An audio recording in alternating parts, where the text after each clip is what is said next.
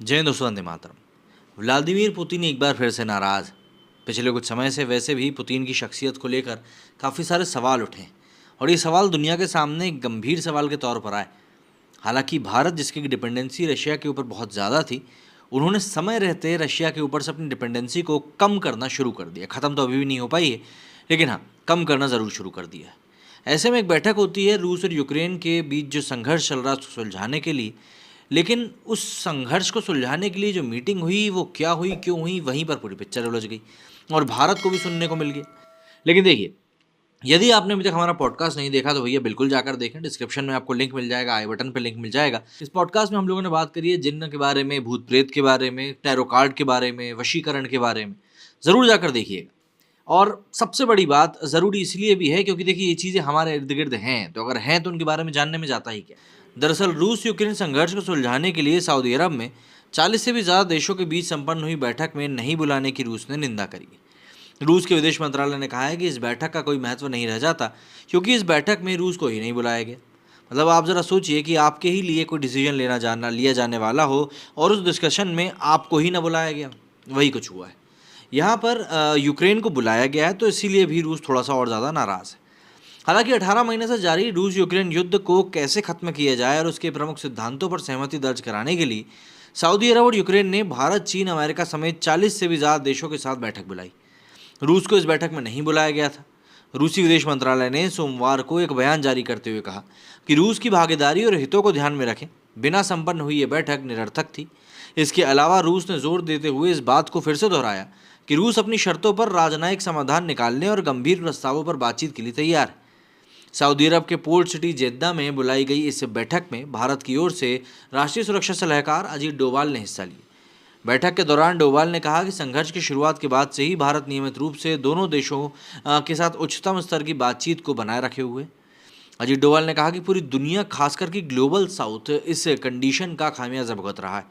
भारत का दृष्टिकोण हमेशा ही संवाद और कूटनीति को बढ़ावा देने का रहा है और आगे भी रहेगा। शांति के लिए आगे बढ़ने का एकमात्र रास्ता यही।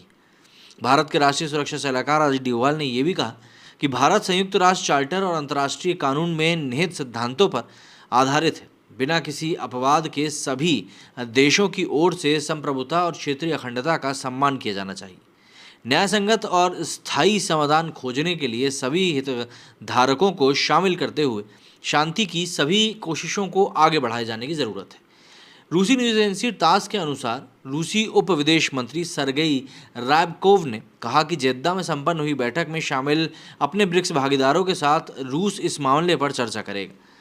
रायबाकोव ने कहा कि पश्चिमी देशों की ये कोशिश है कि ग्लोबल साउथ को संगठित कर ज़ेलेंस्की के शांति वाले फॉर्मूले पर समर्थन हासिल कर लेंगे, लेकिन ये सफल नहीं होने वाला है। रूस की भागीदारी के बिना जेद्दा में आयोजित बैठक का कोई मतलब नहीं।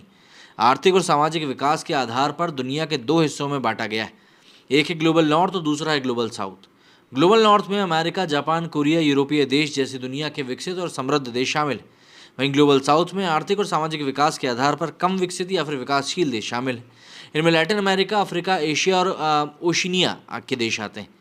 रूसी विदेश मंत्रालय के प्रवक्ता मारिया ज़ाखारोव ने एक बयान में कहा कि यूक्रेनी राष्ट्रपति वोलोडिमीर ज़ेलेंस्की के शांति सूत्र को बढ़ावा देकर यूक्रेन और पश्चिमी देश अन्य देशों की ओर से उठाए जा रहे शांति समझौतों के प्रयासों को कम करने की लगातार कोशिश कर रहे हैं।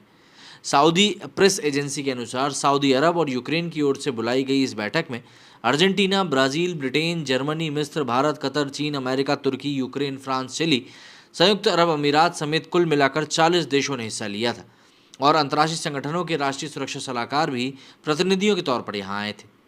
यूक्रेनी राष्ट्रपति वोलोदिमीर ज़ेलेंस्की के सलाहकार माइखाइलो पोडोल्याक ने रूस की शर्तों को खारिज कर दिया। पोडोल्याक ने ट्वीट करते हुए कहा कि रूसी सेना को यूक्रेनी क्षेत्रों पर कब्जे से पूरी तरह से हटना होगा और यूक्रेन इस पर किसी तरह से समझौता नहीं करेगा।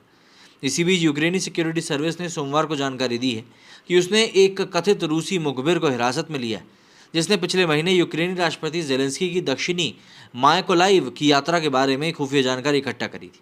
यूक्रेन ने दावा किया कि रूसी मुखबिर ज़ेलेंस्की की मायकोलाइव यात्रा के दौरान हवाई हमले के लिए डेटा एकत्र कर रहा था। यूक्रेन सरकार की ओर से जारी बयान में कहा गया कि जब उसने कि मुखबिर ने रूसी अधिकारियों को खुफिया जानकारी देने की कोशिश करी, तब उसे हिरासत में लिया गया।